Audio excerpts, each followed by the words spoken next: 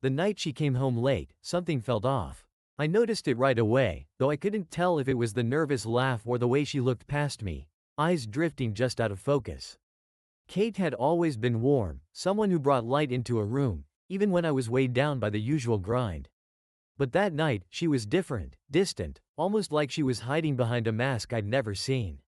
For a while, I told myself I was imagining things. I mean, we've all been there, right? We start reading too much into the small stuff, thinking one strange look means everything's falling apart. So, I let it slide. I tried to laugh it off, told myself that she was just tired from work, that her mind was somewhere else because of a project or maybe some petty office drama. But then I found the texts. It wasn't intentional, at least not at first. Her phone was lying on the counter one evening while she was in the shower, buzzing with a notification. Just a text. And, hell, I didn't even think twice. I'd answered her calls before. And looked at messages when she asked me to. So, when I saw Danny light up her screen with a heart next to his name, I thought, who the hell is this guy? My fingers moved on autopilot, tapping into her messages, half expecting to see something harmless, a silly work meme, a quick exchange about some project deadline. But that's not what I found. The words on the screen might as well have been a knife twisting in my gut. "Can't wait to see you tomorrow," one of them said, his name at the top. But there was more. Photos of them together, the type no husband should ever have to see. They were laughing, touching, and sharing moments that had once been ours. And suddenly, it all made sense. The late nights, the muted glances, the avoidance. Kate, my wife, had been cheating on me with her coworker. For a moment, I couldn't breathe. Everything around me went silent, like I'd fallen into some hellish vacuum where nothing made sense. I wanted to scream, to punch the wall, to throw her phone across the room. Instead, I just stood there, gripping that phone like it held some dark magic capable of undoing my life in seconds. Rage hit me like wildfire, fast and unforgiving. This wasn't just some accident, some drunken mistake. This was deliberate. I was nothing more than an afterthought to her, a shadow in the life she pretended to live. She was busy building a whole other reality with this Danny guy, one where I didn't even exist. But as the fury burned through me, a new thought crept into my mind. One that left a bitter taste on my tongue but gave me a twisted satisfaction. If Kate wanted to betray me like this, then maybe she deserved a taste of what it felt like to have the world yanked from beneath her feet. And I knew just how to do it. With her phone still in my hand, I swiped back to the photos. There they were, her and Danny, together, smiling like they owned the world, like nothing else mattered. And her parents, the ones who'd always thought of her as this perfect daughter. The ones who could do no wrong, they were about to learn the truth. It didn't take long. I attached one of their photos to a new message, took a breath, and typed out a few short words before pressing send. "This is your daughter's new life. Thought you should know." The message went through in seconds, my anger barely held in check as I watched the delivery notification. A part of me felt sick with the knowledge of what I'd just done, but another part of me, some darker, broken part, felt a brutal satisfaction. If Kate could throw everything away, then she would face the consequences, and her parents, the ones who had always worshipped her as an angel, would finally see her for what she truly was. When she got out of the shower, her face still warm and rosy, she didn't even notice me standing there. She picked up her phone, saw the messages from her parents, and froze. Her eyes widened, and her face drained of color, like she'd just been slapped across the face. "What did you do?" she whispered, her voice cracking as she stared at me, horrified. "I did what I should have done a long time ago, Kate," I said, feeling the rage seething beneath the surface. "I let them see who you really are." The next morning was chaos. I barely slept after that bombshell I dropped the night before. My mind wouldn't shut off. Every time I closed my eyes, I saw them, Kate and Danny, laughing, hiding, carrying on like I didn't even matter. I'd replayed our last conversation in my head 100 times, each word sinking like stones in my chest. But there was no going back now, and honestly, I didn't want to. Around noon, I got a call from one of Kate's friends, Becky. She stammered over her words, almost pleading, trying to explain that Kate was upset, that she didn't know how things had spiraled like this. I didn't care. I wasn't in the mood for apologies or excuses. I hung up, trying to ignore the empty silence that swallowed the house whole. But that peace didn't last long. At 3:15, Kate's car screeched into the driveway. I knew she'd gone to talk to her parents, But I hadn't expected her back so soon, especially not with the kind of storm she brought with her. As she slammed the car door, I watched from the living room window, her steps furious as she marched toward the house. I barely had time to brace myself before she burst through the front door, her face twisted in a mix of rage and shame. Her eyes were bloodshot, and she looked like she'd been crying, though I didn't feel the least bit sorry for her. She'd brought this on herself. You think this is funny, Michael? She spat, her voice dripping with venom. You think humiliating me in front of my own family is some kind of revenge? I leaned against the kitchen counter, arms crossed, and watched her unravel. You're the one who ruined everything, Kate. Don't come here looking for sympathy. I did what I had to do. Did you want to live a double life? Fine. Now everyone knows the truth. Her voice rose, shaking as she spoke. You had no right. I was going through a hard time. And Danny, he was just a distraction? I cut her off. Do you hear yourself? Do you even believe that? The anger I'd tried to keep in check boiled over, spilling out in words I'd held back for too long. You lied to me, Kate. You made a fool of me. I've given everything to this marriage, and you tossed it away for him like none of it ever mattered. She opened her mouth to respond, but the words wouldn't come. Instead, she just stared, as if seeing the fallout of her choices for the first time. Maybe, in that moment, she realized there was no way to fix this, no apology that could erase what she'd done. Do you have any idea how humiliating it was? I continued, my voice trembling with frustration. Finding out from some half-baked texts and photos? Knowing you were sneaking around behind my back? My hands shook as I held my gaze on her. I'd always known she was proud, but seeing her reduced to silence like this, it felt oddly satisfying. After a few tense moments, she finally found her voice. Softer now, almost pleading. Michael, please, can we just talk? I made a mistake, but that doesn't mean we have to end like this. It's already over, Kate, I said coldly, feeling the finality of those words settles between us. Your parents know. The neighbors know. And you? You'll never be able to hide this, no matter how hard you try. For the first time, a look of fear crossed her face. Maybe she finally understood the weight of what she'd done, the fact that this wasn't some small mistake that could be brushed under the rug.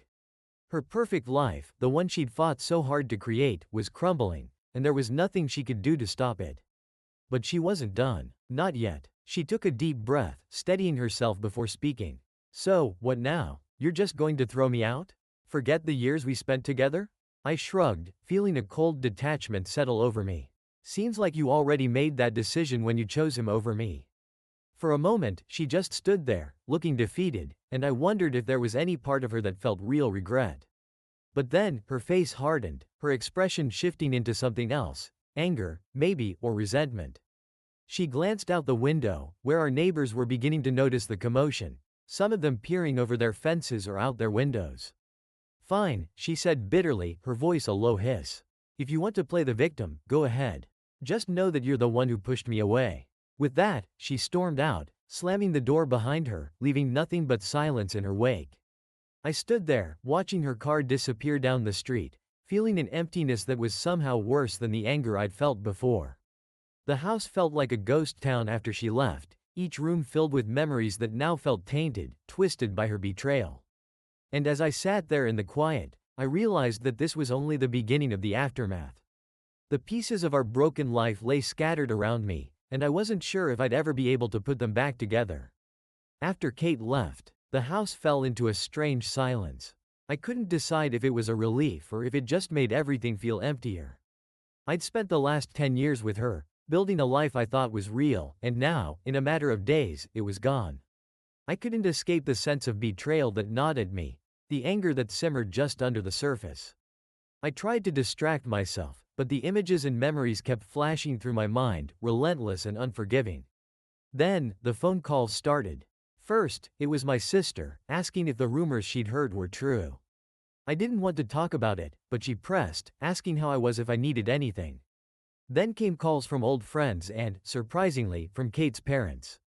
Her father, usually a man of few words, sounded shaken, almost hollow, as he tried to understand how everything had fallen apart. Michael, he said in a low voice, we had no idea. I'm so sorry you had to find out like this. I can't imagine the pain you're going through. Hearing the disappointment in his voice stung. Her parents had always welcomed me like family, and I knew how shattered they must have felt to learn the truth about their perfect daughter. The regret in his voice lingered like he somehow felt responsible, and as much as I wanted to feel anger toward them for being her allies, I couldn't. They were victims, just like me. The neighborhood wasn't so kind. People here loved their gossip, and Kate's meltdown in front of her parents' house had become prime entertainment. I caught snippets of conversations when I'd walk the dog or take out the trash, quiet whispers about how poor Michael didn't deserve this or how Kate seemed like she had it all together. At first, it felt good to have the sympathy, the sense of justice that came from people understanding what she'd done. But as the days dragged on, the gossip started to feel like a weight. They weren't talking about us because they cared, they just loved a good scandal. One afternoon, while I was out walking, one of our neighbors, Mrs. Grant, stopped me. She had always been friendly with Kate, but now she was full of sympathetic looks and loaded questions. I heard about what happened, Michael. It's just shocking. Kate always seemed so happy with you. Do you know if she's planning on coming back? Her question caught me off guard, but it was clear she didn't expect a real answer. She just wanted more fodder for the rumor mill. I shrugged, giving her as little as possible. We're done, Mrs. Grant. I don't know what her plans are, and I don't care. She nodded, though the look in her eyes showed she wasn't satisfied. But at least she didn't push, just patted me on the shoulder with a sigh before heading back to her house. I felt drained. I never imagined my life would turn into a soap opera for my neighbor's entertainment.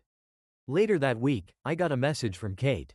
It was a simple text, one line, "Can we talk?" I stared at it for a long time, wondering what she could possibly want to say. Maybe it was an apology, or maybe she was looking to salvage some part of her reputation. Whatever it was, I wasn't interested. I'd heard enough, seen enough. If she wanted closure, she'd have to find it somewhere else. But the messages kept coming, short bursts of desperation, each one more pleading than the last. Michael, please, just 5 minutes. I need to explain. Then, you don't know the whole story. And finally, I'm sorry. Please, just meet me once. Against my better judgment, I agreed, more out of a need for finality than anything else. We agreed to meet at a coffee shop a few towns over, somewhere anonymous.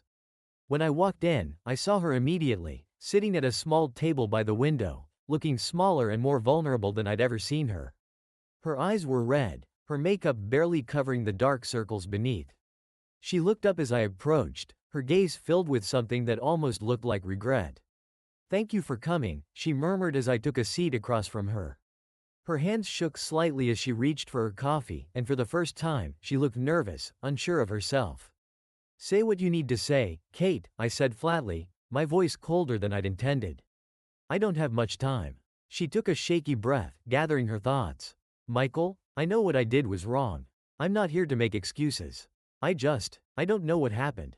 It was like I lost myself somewhere along the way." I watched her, barely moved by her words. "Lost yourself? Kate, you made choices. Choices that hurt everyone around you. Don't try to make this sound like something that just happened to you." She looked down, guilt evident in her eyes. I know that now. I don't expect you to forgive me, but I wanted to at least tell you that I'm sorry. Truly sorry. I messed up everything good in my life, and I don't even know who I am anymore."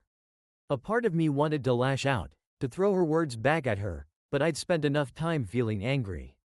Sitting here, face to face, the anger started to drain, replaced by something emptier, a sense of finality, maybe, or even pity. "Well, Kate," I said after a long pause, "I hope you figure it out. But I can't be part of your journey anymore. You took something that was solid and real, and you threw it away. I can't rebuild that, and I don't want to." Her face crumpled as she tried to hold back tears. She nodded, barely able to look at me. "I understand," she whispered, her voice cracking.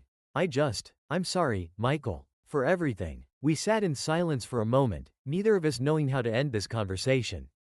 Finally, I stood up, signaling the end of whatever was left between us. She looked up at me one last time, her expression a mixture of regret and sorrow. But I'd run out of things to say, and I had nothing left to give her. Without another word, I turned and walked out of the coffee shop, leaving Kate behind. As I stepped outside, the cool air hit me, refreshing and final. I realized, at that moment, that I was free. The anger, the hurt, the betrayal. All of it was slowly beginning to fade, replaced by a quiet sense of relief. Whatever came next, it would be on my terms. I was finally done with Kate and everything she'd dragged into my life. And for the first time since this all began, I felt ready to move forward, leaving the wreckage of our past behind me. In the weeks following that last meeting with Kate, life took on a strange new rhythm. Without her around, the house felt empty but peaceful, a place I could finally reclaim. I moved her things into boxes, shoving them into the attic, out of sight and out of mind.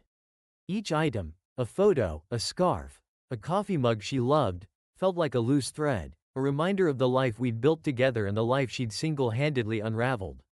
But packing it all away was oddly therapeutic, like purging her memory from my life and making room for something better. My evenings became quieter. I spent time with friends and people I'd neglected over the years while I was trying to build a future with Kate. They'd been supportive, offering their homes and shoulders to lean on without judgment. Dave, my closest friend since college, invited me out for a drink one night. As we sat there at our old hangout, he looked at me and finally asked the question no one had dared to ask. "So, what's next, Mike? You gonna be okay?" I thought about it for a second. "I think so," I replied, surprised by the truth in my own words. "It's strange, but I feel lighter. Like I've finally left all the baggage behind. I can't pretend it doesn't hurt, but maybe it's the kind of hurt I needed." He nodded, and we toasted to new beginnings, even if neither of us was exactly sure what those might look like. For the first time in months, I felt hopeful. In the following days, I threw myself into things I'd set aside for too long: my work, my hobbies, and even small things like reorganizing the garage. It was mundane, but it was mine. And with each day, I felt a little less tied to the betrayal, a little more at ease with where I was heading. I didn't need to rush forward or make big plans. I just needed to take it one step at a time. One evening, as I was scrolling through my messages, a notification popped up from a new dating app that Dave had signed me up for as a joke. I'd brushed it off, not thinking I was ready to jump back into the dating world, but seeing the notification made me curious. Maybe this was part of moving on too. I opened the app and skimmed through profiles without any real intention. A few caught my eye, and I hesitated before sending a message or two. It wasn't serious, but it was a reminder that there were people out there, people who weren't Kate, who hadn't betrayed me. I didn't expect anything to come of it, but it felt like a small step forward, a way of testing the waters without diving in too quickly. A month after our final meeting, just when I thought I'd seen the last of her, Kate showed up at my door. I was startled, unsure of what to expect, but as soon as I saw her standing there on the porch, I could tell she was different. Her eyes were hollow, her face drawn, and she looked like she'd been carrying a weight that had finally become too much. "Michael," she began softly, her voice trembling, "can I come in?" I hesitated, every instinct telling me to turn her away, to leave her standing there with the consequences of her choices. But curiosity got the better of me, and I stepped aside. Letting her into the house we once shared, she looked around, taking in the familiar surroundings, as if seeing them through a stranger's eyes. We sat down in the living room, and I waited for her to speak, wondering what she could possibly have to say after everything. Finally, she looked up at me, a tear slipping down her cheek. "I just wanted to say I'm sorry, Michael," she said, her voice thick with emotion. "I know that doesn't change anything, but I wanted you to know that I regret everything. I messed up, and I'll spend the rest of my life regretting it." I nodded, keeping my expression neutral. "Thank you for saying that, Kate. But we've already been through this. I've moved on, and I think you should too." She looked away, wiping her tears. It's harder than I thought. My family barely speaks to me. Friends have all but disappeared. Even Danny turned out to be." She stopped, her voice breaking. "He's not who I thought he was. I made a mistake, and now I'm paying for it."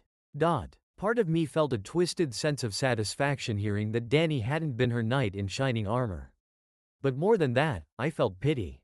She'd built her life on lies and fantasies, and now it was all crashing down around her. But I knew that pity wasn't a reason to forgive her, to let her back into my life. "I'm sorry things turned out like this for you, Kate," I said, keeping my tone calm. "But I can't do this anymore. I've finally found some peace, and I don't want to go back to the pain of it all." She nodded, understanding but visibly crushed. She stayed a few moments longer, saying something about hoping I'd find happiness, that I deserved it. Then, without another word, she got up and left, disappearing into the evening like a ghost from a past life. As I closed the door behind her, a strange sense of closure washed over me. Her visit was unexpected, but it brought a finality to everything. I felt a weight lift as if her apology had untied the last knot binding me to her. She was truly gone now. And with her, all the pain and betrayal she'd left behind. Standing alone in the house that was once ours, I took a deep breath and felt, for the first time, completely free. With Kate finally out of my life for good, I felt the freedom to rebuild, to take ownership of a life that was truly mine. It was strange how empty the house felt without the reminders of her. No more clothes left draped over chairs, no lingering smell of her perfume in the bedroom. I started to see this emptiness as a clean slate, a chance to turn the house from a space of memories into a space of possibilities. My routine changed in small but meaningful ways. I began to cook for myself, trying out recipes I'd never bothered with before. I spent time fixing up the backyard, something I'd always wanted to do but kept putting off.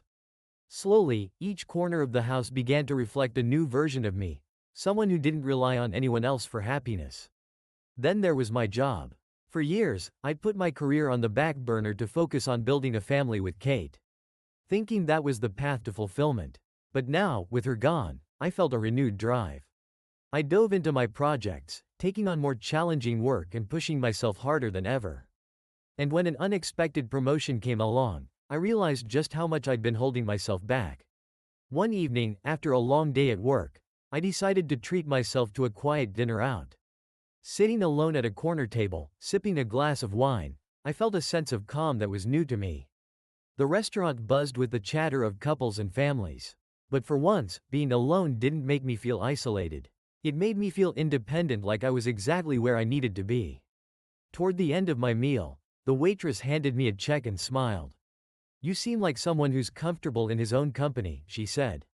Her comment caught me off guard, but I found myself smiling back. "Thanks," I replied, realizing she was right.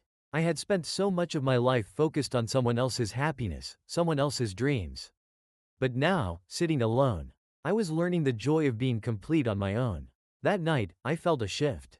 I was no longer looking back, wondering what could have been, or obsessing over the past. I was looking forward, ready to embrace whatever life had in store. A few weeks later, I decided to revisit the dating app Dave had convinced me to try. This time, I was more open to the idea, no longer feeling like I was just testing the waters. Scrolling through profiles, I found myself drawn to one in particular. Her name was Grace. Her profile was simple, with a picture of her reading a book in a coffee shop, and a quiet smile on her face. She looked genuine. She didn't have a flashy bio. Instead, she wrote about her love for art, her rescue dog, and her favorite coffee spots around town. After a few moments of hesitation, I sent her a message. It was a light, casual greeting, something about her favorite book from her profile picture. To my surprise, she responded quickly, and before I knew it, we were deep in conversation. She was witty, thoughtful, and refreshingly real.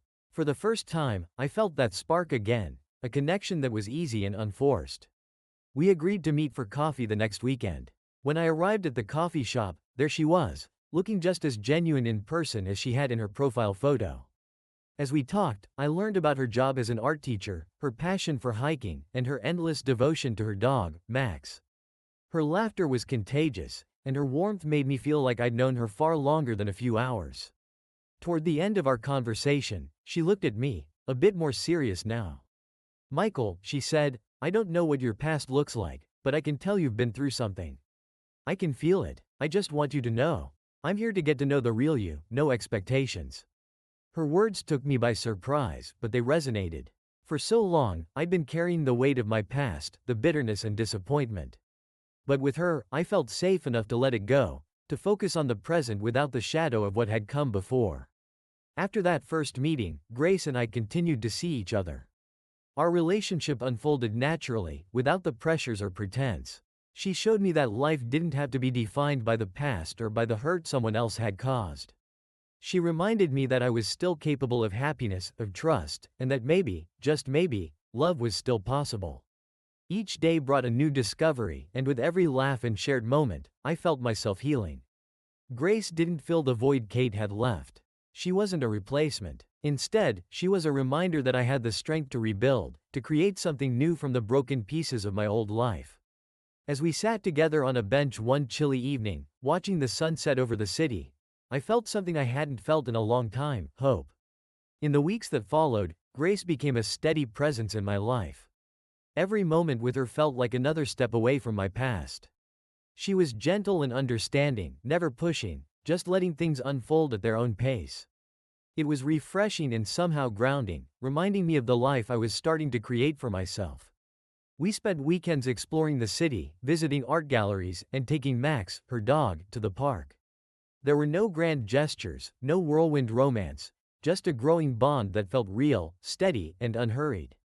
For the first time in a long time, I was happy without needing to define it, to justify it, or to chase it. I was content, and that feeling became something I wanted to protect. One Sunday, as we were walking along a quiet path at the park, Grace stopped suddenly, looking at me with a gentle smile. "Michael," she said, her voice soft but steady. "I know we've been taking things slowly, and I'm grateful for that. But I want you to know that I'm here, really here, and I'm ready for whatever this becomes." Her words settled over me like a warm blanket. I could feel the sincerity in her voice, and the openness she was offering. Without a word, I took her hand, feeling a sense of peace that was new to me, a peace I hadn't known even before Kate. Grace had walked into my life when I wasn't looking for anything, and somehow, that made this connection feel more genuine and more grounded. I didn't need to hide my past, my scars, or my mistakes with her. She accepted me as I was, broken pieces and all. That night, we returned to my place for the first time. The house, once filled with memories I'd been eager to forget, now felt different. As Grace moved through the rooms, looking at the small changes I'd made, she added her own warmth to the space. It felt like a new beginning, like I was finally creating a home, not just filling an empty house. A month later, just when I thought my life had fully turned a corner, I received an unexpected message. It was from Kate. My heart sank as I stared at her name on the screen, wondering what more she could possibly want. Part of me wanted to ignore it, to delete it and move on, but something held me back. I opened the message, and her words were hesitant, filled with apologies and admissions. She wrote about her struggles, how she'd been seeing a therapist, and how the choices she'd made had cost her everything.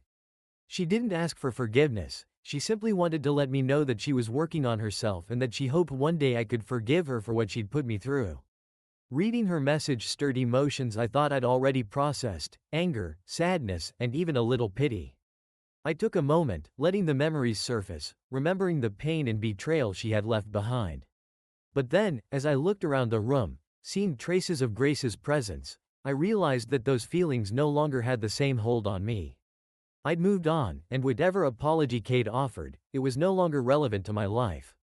I decided not to reply, understanding that some things are better left unsaid. I could let go of Kate without a final word, without trying to make sense of the hurt she'd caused. I had found my peace, my closure, in the life I was building now. That evening, I told Grace about the message. She listened, her hand resting on mine, a reassuring presence beside me. She didn't offer advice or tell me what to do. She just listened, letting me process it in my own time. "You know," I said finally, "I think I'm okay. I don't need anything from her, not anymore. I've finally let her go." Grace nodded, her eyes warm with understanding. "Then let's keep moving forward, Michael. One step at a time." And as we sat there together, in the home I was beginning to build, I felt a deep sense of gratitude, for the pain that had led me here. For the peace I had found, and for the new chapter that was just beginning. As the months passed, my relationship with Grace continued to deepen in ways I hadn't expected. Each moment with her made me realize how much I had changed since my life with Kate. With Grace, everything was different. It was natural, genuine, and filled with trust. She brought out a part of me I hadn't known was there, a side that was more open, more willing to let go of the past and embrace whatever came next. One evening, as we were preparing dinner together in my kitchen, Grace looked at me thoughtfully. "Have you ever thought about taking a trip together?" she asked. "Just you, me, and Max, exploring someplace new?" The idea caught me off guard, but in a good way. I'd always imagined that a relationship needed structure, plans, and careful steps. But with Grace, it felt like we could just live in the moment. A spontaneous trip sounded perfect. We began brainstorming places to go, eventually settling on a quiet mountain cabin a few hours out of town. A weekend away with Grace felt like exactly what I needed. The drive to the cabin was filled with laughter and easy conversation, the kind that flows when two people feel completely at ease with each other. Max, sitting contentedly in the back seat, added to the joy of the trip. We reached the cabin as the sun was setting, casting a golden glow over the mountains. The air was crisp, and as we unpacked, I felt a sense of peace settle over me. It was a far cry from the chaotic emotions I dealt with in the past year. And I felt grateful for the journey that had brought me here. That first night, sitting by the fire with Grace and Max curled up beside us, I realized something profound. I had spent so much time letting go of the pain, of the anger, of everything tied to my past with Kate. And now, here I was, not only letting go but finally opening myself up to the possibility of something new and real. The weekend was full of simple pleasures. Grace and I hiked trails that led to breathtaking views, shared quiet moments over morning coffee, and laughed over games we hadn't played since we were kids. There were no expectations, no pressures, just us being present with each other. It felt like a new beginning, one free from the shadows of betrayal and disappointment. On the last night, as we sat outside under a blanket of stars, Grace turned to me, her face soft in the starlight. "Michael," she whispered, "I know we're both here because of the lives we had before. I'm grateful for them because they brought us to this moment. But I want you to know, I'm ready for a future with you. Whenever you're ready, I'll be here." Her words touched something deep within me. I'd spent so long guarded, afraid to open myself up fully to anyone again. But Grace had shown me that love didn't have to be filled with chaos or fear. It could be steady, quiet, and powerful. Taking her hand, I looked into her eyes. "Grace, I don't know what the future holds, but I know I want you to be a part of it. You've given me something I thought I'd lost forever. Hope." She smiled, and at that moment, I knew that whatever came next, I was ready. The future was no longer something to be feared but something to be embraced, one day at a time. As the fire crackled beside us and the stars continued to shine above, I felt the weight of the past lift entirely. I was ready for this new chapter, with Grace by my side and the freedom to live without the ghosts of yesterday. For the first time in a long time, I felt whole again. Returning from the cabin felt like stepping into a new reality, one where I could finally leave the past behind without looking back. Grace and I were building something real, something worth protecting. Each day I woke up beside her, I felt a renewed sense of purpose, like I was finally living the life I'd always wanted but never knew how to create. One afternoon, as I was wrapping up work at the office, I received an unexpected call from Kate's father, Tom. We hadn't spoken since everything fell apart, and his voice brought back a flood of memories. Hesitant but curious, I answered, unsure of what to expect. "Michael," Tom began, his voice calm but somber. "I know we haven't talked in a long time, and I respect that you've moved on. But I wanted to reach out, not on Kate's behalf, but just for old time's sake." There was a pause, and I could tell he was choosing his words carefully. "Kate has been going through a lot lately. Therapy, some serious reflection. She's changed, or at least she's trying to. I just wanted to thank you for all the years you spent trying to build a life with her. You did your best, and I don't think we ever acknowledged that." Hearing this from Tom's stirred emotions I thought I'd moved past. His words felt like a bittersweet conclusion to that chapter of my life, a final acknowledgement of the years I'd invested and the person I'd been. "Thank you, Tom," I replied, my voice steady. "I appreciate that, but I think I've finally let go of all that. I wish her well, and I hope she finds what she's looking for, but I've moved on. I'm happy now." Tom sounded relieved, maybe even a bit regretful. We exchanged a few more words, and when I hung up, I felt a strange sense of relief. It was as if this brief conversation had put the final nail in the coffin of my old life, allowing me to completely embrace the future with Grace. That evening, when I told Grace about the call, she listened with the same quiet patience I had come to love. She didn't pry or question, just held my hand and let me say what I needed to say. "Michael," she said after a moment, her voice warm and reassuring. "It's okay to have those feelings, to acknowledge what you went through. It doesn't take away from what we have now." Her words resonated, and I realized that this was the turning point I'd been waiting for, the moment when I could finally look back without bitterness or regret. The past no longer held power over me, it was simply a part of the journey that had brought me to this moment. That night, as I lay next to Grace, I felt a new kind of peace settle over me. A peace that came from knowing that I had faced my past, closed the chapter, and was ready to move forward without looking back. And for the first time, I knew with absolute certainty that my life was no longer defined by what I'd lost but by what I had gained. In the following weeks, my life with Grace continued to deepen into something that felt profoundly meaningful. With her, I experienced a kind of growth that had never seemed possible in my previous life. Each day felt like a chance to build something new, not only with her but within myself. The memories of my past now felt like faded photographs, reminders of lessons learned but no longer sources of pain. Grace and I decided to spend a weekend volunteering at a local animal shelter, something she had been passionate about for years. Watching her interact with the animals, her gentleness and kindness, reminded me why I'd fallen for her in the first place. She had a way of bringing out the best in people, of helping them see beyond their own struggles and recognize the value of small, compassionate acts. By the end of the weekend, as we sat together in the car, exhausted but fulfilled, she turned to me, her eyes reflecting that same warmth that had brought light into my life. "Michael," she said, resting her hand on mine, "I feel so grateful to be here with you. Thank you for coming with me, for sharing this part of my life." I smiled, squeezing her hand.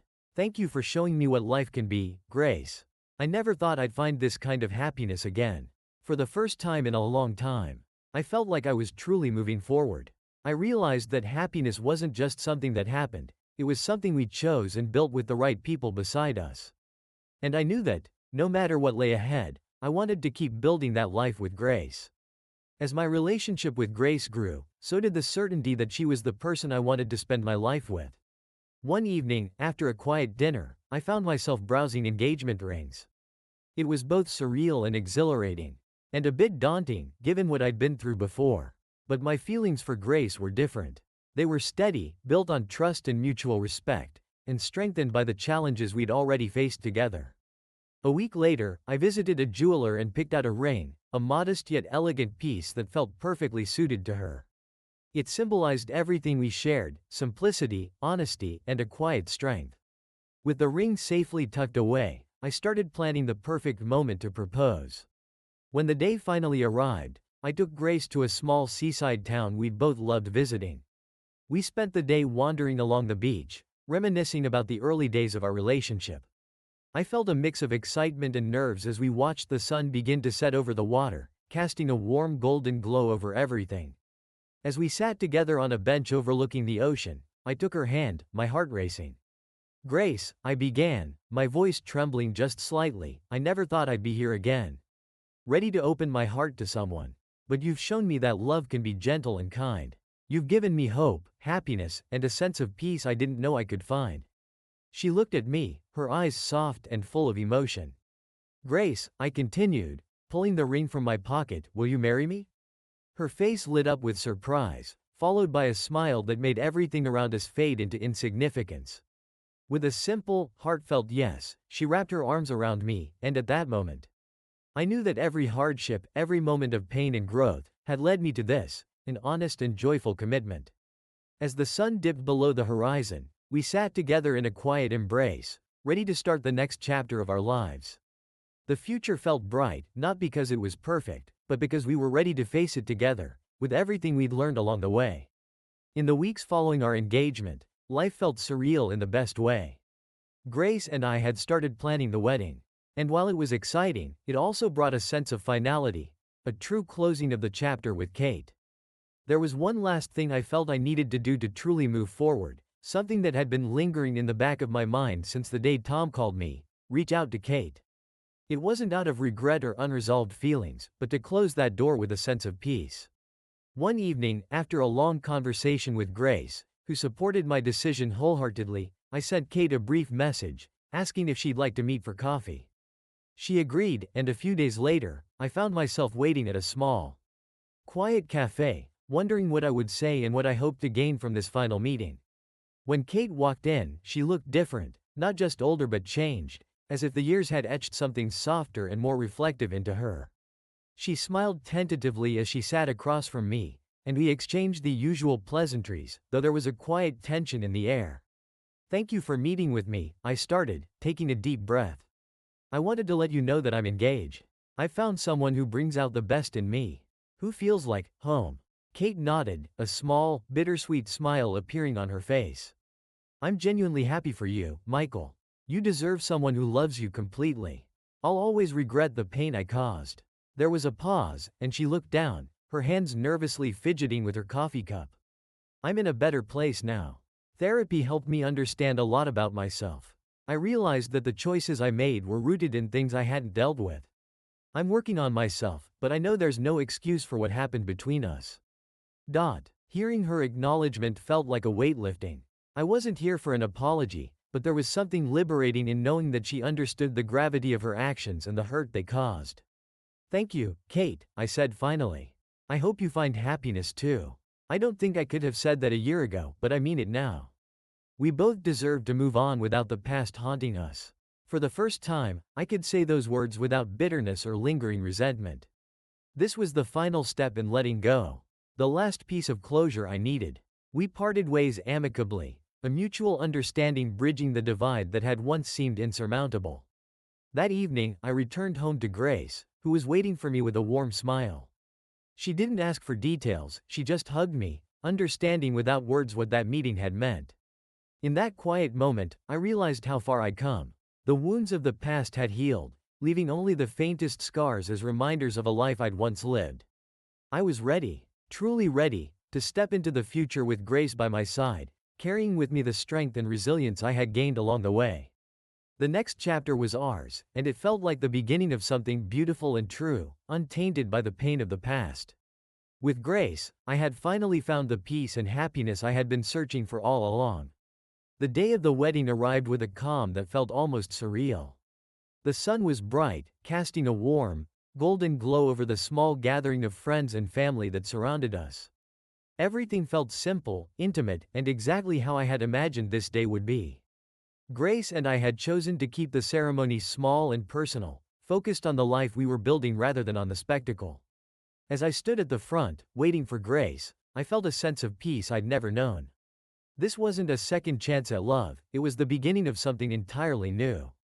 I looked out at the faces of those closest to us, their smiles and quiet joy radiating back at me. Grace's parents stood near my side, their warmth and support clear in their eyes.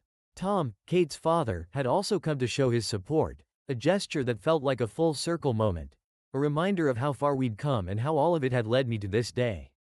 And then Grace appeared. She walked toward me, her smile brighter than anything I'd ever seen, her eyes reflecting the same deep calm and happiness that filled me. She looked like everything I'd ever hoped for and so much more. As we exchanged our vows, there was no doubt, no hesitation, only an overwhelming sense of gratitude. I thanked her for her patience, her kindness, and for showing me a kind of love I hadn't known was possible. She spoke of the strength and resilience she'd seen in me, the peace we had found together, and how she couldn't wait to build a future by my side. With the simple exchange of rings, we sealed our promise to each other. A new chapter had begun, one that we were ready to write together, step by step. The reception was filled with laughter, joy, and the warm presence of those we loved most. There were no grand speeches, only moments shared, stories told, and a quiet contentment that settled over the evening. As we danced, Grace resting her head on my shoulder, I felt an overwhelming sense of wholeness, a peace that came not just from her love but from the journey that had brought me to her. Late that night, as we looked out at the stars, I realized that life had finally come full circle. I had made peace with the past, healed from the hurt, and found a love that was real and lasting. Grace had given me more than happiness. She had given me the courage to trust again, to believe in the future, and to open myself to the kind of love that grows slowly, steadily, with roots that could withstand any storm. And as I looked into her eyes, I knew that whatever life brought, we would face it together, unshaken, building the life we both deserved. This was our new beginning, and it was more beautiful than anything I could have ever imagined.